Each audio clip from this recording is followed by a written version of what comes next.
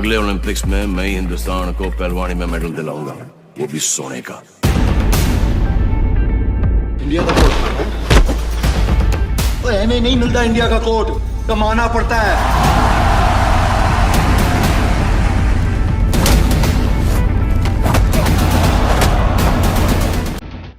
क्या है दंगल गर्ल बबीता फोगाट का जीवन परिचय और सक्सेस स्टोरी?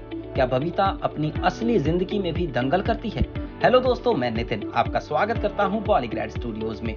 फोगाट नाम आते ही महावीर सिंह का नाम और आमिर खान की दंगल की याद आती है, क्योंकि इसमें गीता और बबीता फोगाट को और उनकी लाइफ को काफी अच्छे तरीके से पोर्ट्रे किया गया है। लेकिन आज हम बबीता फोगाट की पर्सनल लाइफ के बारे में बात करेंगे।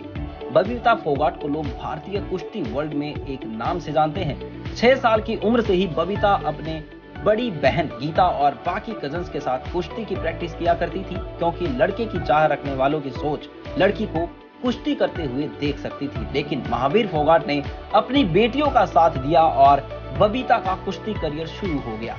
और पंजाब के जलंधर में 2009 में कॉमनवेल्थ कुश्ती चैंपियनशिप में बबीता ने गोल्ड मेडल जीता और 2010 में दिल्ली में आयोजित कॉमनवेल्थ में सिल्वर मेडल जीता था। और ये जीत इनके करियर का एक नया मोड़ साबित हुआ और उनकी किस्मत ने उनका पूरा साथ दिया। और साल 2012 में वर्ल्ड कुश्ती चैंपियनशिप में इन्होंने ब्रॉन्ज मेडल जीतकर देश का नाम रोशन किया।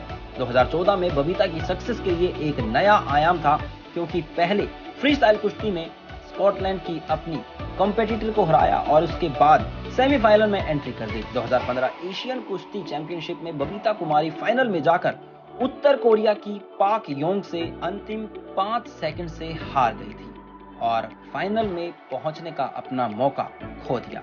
इसके अलावा बबीता ने हिम्मत नहीं हारी और फिर से चैंपियनशिप 2016 के रियो ओलंपिक में आयोजित हुई और उन्होंने अपने चचेरे भाई विनेश फोगाट के साथ भारत का प्रतिनिधित्व किया।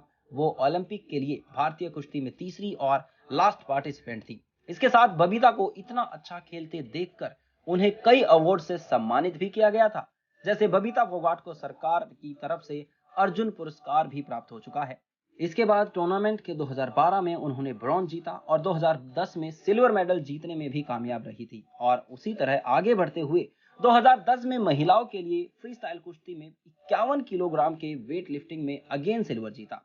सिर्फ कुश्ती तक ही बबीता फोगाट सीमित नहीं रही, बल्कि दंगल गर्ल अपने निजी जीवन में भी दंगल करती हुई देखी गई है। हमारा मतलब यहाँ किसी तरह की लड़ाई झगड़े से नहीं, बल्कि पॉलिटिक्स से जुड़े कुछ फैक्ट्स के बारे में है। क्योंकि अगर आपको नहीं पता तो बता दें, बबीता महिला विकास निगम की चेयरमैन के तौर पर काम कर रही हैं और बीजेपी मेंबर भी हैं। और बीते कुछ टाइम में दादरी के कुछ उग्रवादी लोगों के थ्रू बीजेपी और उनके मेंबर्स का विरोध किया था और इसीलिए उन्हें दादरी जाना पड़ा, जहां उनका काले झंडों से जमकर विरोध किया गया था। लेकिन दंगल गर्ल जो एक तरफ कुश्ती करती है, उन्होंने बड़े आराम से और एक सहज तरीके से जवाब देते हुए कहा, किसान और बाकी लोग जो कर रहे हैं वो उनका काम है, लेकिन हम सिर्फ शहीदों के सम्मान में एक यात्रा निकाल रहे हैं और हम चाहते हैं कि इसमें किसान भी हमारा साथ दे, क्योंकि संविधान में सबको अपनी बात कहने का हक है। इसके अलावा बबीता पर और उसके साथी लोग समेत 64 लोगों पर केस फाइल किया गया था, क्योंकि उन पर आरोप था कि उन्होंने केपी मलिक के समर्थन में एक रैली निकाली थी, जिसकी उन्होंने परमिशन भी नहीं ली थी और काफी नियमों का उल्लंघन भी किया था। और इसी तरह फोगाट परिवार का गौरव सिर्फ कुश्ती में ही नहीं, बल्कि बाहर की दुनिया में भी दंगल करने के लिए मानी जाती है। और हो सकता है इस बार दंगल 2 में गीता और बबीता की सिर्फ कुश्ती चैंपियनशिप ना दिखाकर उनके निजी जीवन पर भी गौर किया जाएगा कि वो आज के टाइम में कहां पर हैं, क्या आगे कर रही हैं अपने करियर में, और बाकी उनकी 2 बहनों का आज के टाइम पे क्या हाल है। क्योंकि जितनी डीप और डेप्थ में स्टोरी आएगी, हम जैसी ऑडियंस को मूवी देखने में उतना ही मजा आएगा। तो दोस्तों, आपको क्या लगता है, इसके बाद की कहानी में फोगाट परिवार की बाकी मेंबर्स पर भी गौर किया जाएगा? So comment on us. Thank you.